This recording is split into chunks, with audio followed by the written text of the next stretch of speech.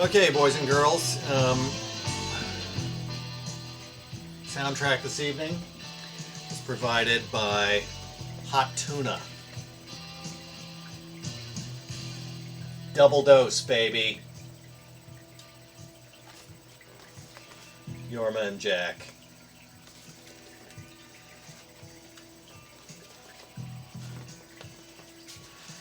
Look at Jack playing that Flying V bass, and check out the clogs. There we go.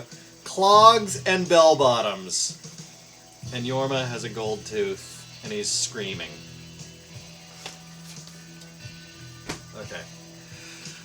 So Samu wanted to know what I was going to do with the other side. This requires a little bit of explanation. You'll have to excuse me. Being kind of tired and stuff. I just got back from Shiatsu, aced the final.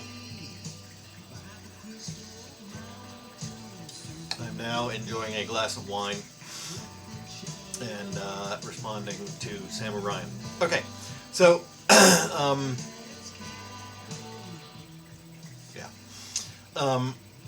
so it's kind of hard to explain.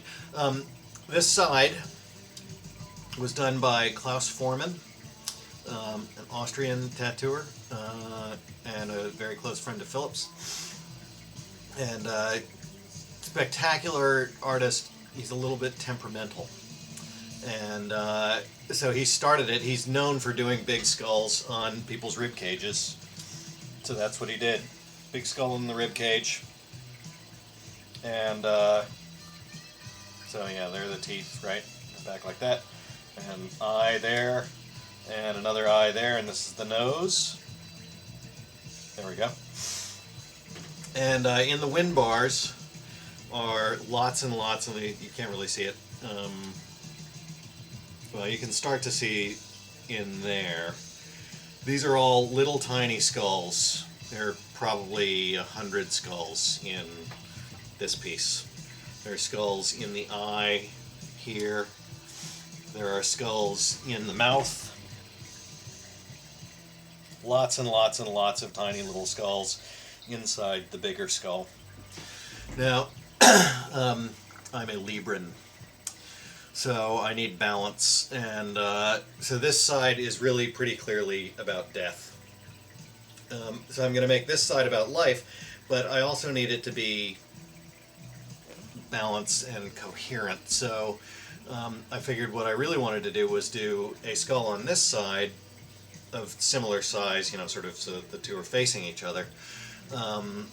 Except this side is going to be about life, so that we get the death and life dichotomy and the yin and yang and all of that stuff. So I'm going to do a floral skull on the other side. Philip recommended that I go to Sabine Gaffron, who is another Swiss artist. She works in Zurich, and she does spectacular floral stuff. I mean, just great floral stuff. And she also has all that great sort of soft grays and stuff that Philip does so well. Yeah, I don't think I have anything that you can see on the camera of hers, but check her out there. She has a website, and she's great, and she's dynamite. So the idea of the skull is this, and this is more of Klaus's work. He's, like I said, he specializes in doing these great huge skulls on people's ribs. He did one on Philip, and he's done a bunch of them in this sort of style. It's a really, if you know Klaus's work, it's pretty easy to identify this as a Klaus piece. So this is the concept of the flower skull, right? Skull made out of flowers.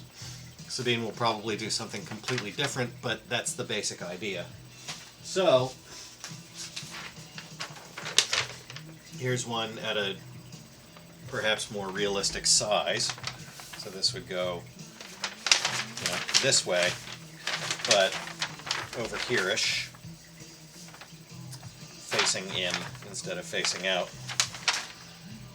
So the way we have to do this, because Sabine is in Switzerland and I'm not.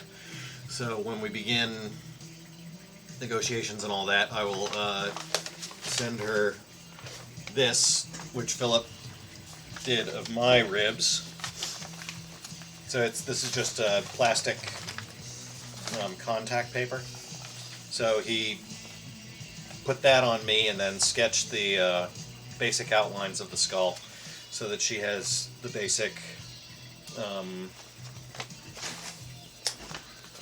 dimensions, so that she can just slap another piece of contact paper on this one, or tracing paper or whatever, get the basic dimensions, and then do whatever she wants to do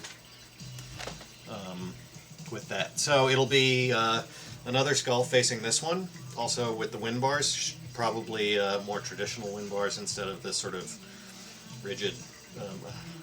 It's hard to do this in the mirror. Okay, there we go. So probably more traditional. Oh man, I'm just not even going to try. Probably more traditional wind bars on the other side, and then to go down the center, because we're going to need something to fill the channel. That kind of blew it actually over here. This is supposed to get wider as it gets down to the belly button. It's supposed to be 4 fingers across,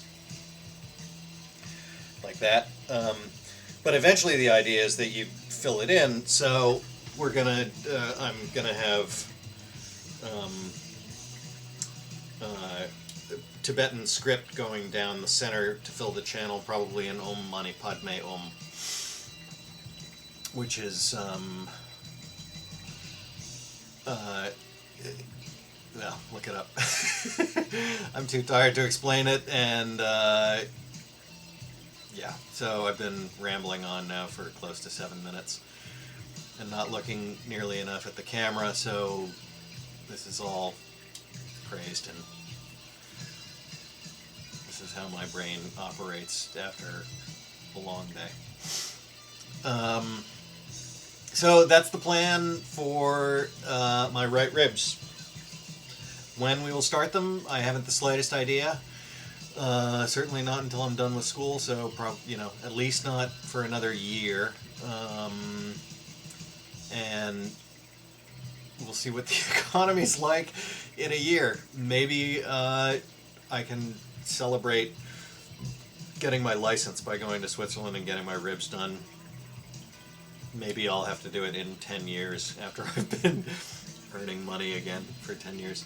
Yeah, so that's the plan, Stan, and on with the conversation.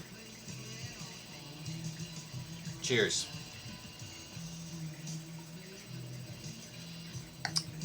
Listen to some hot tuna. Goodbye.